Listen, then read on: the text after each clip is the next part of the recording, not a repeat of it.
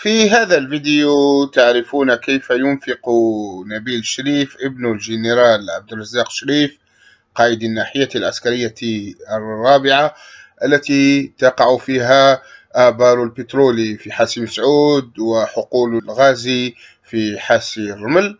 كيف ينفق أموال التقشف على شهواته في الكباريات والملاهي الليلية. احلى من الشرف مفيش.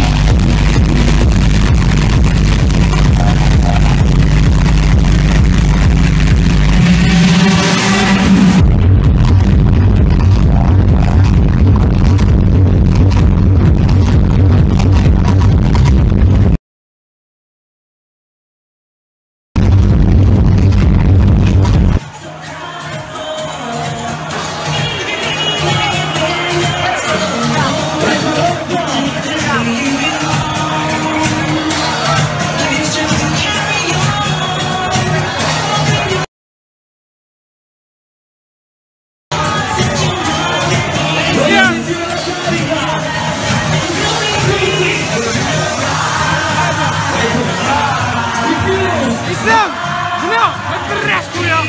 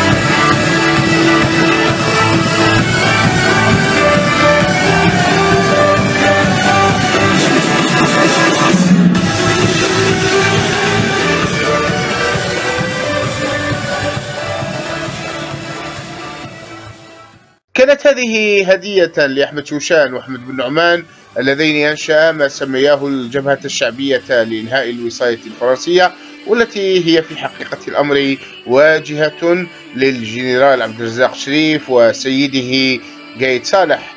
انتظروا الجزء الثاني الذي يكشف لكم حقيقة الجنرال شريف عبد الرزاق ومن معه من هؤلاء المشعوذين.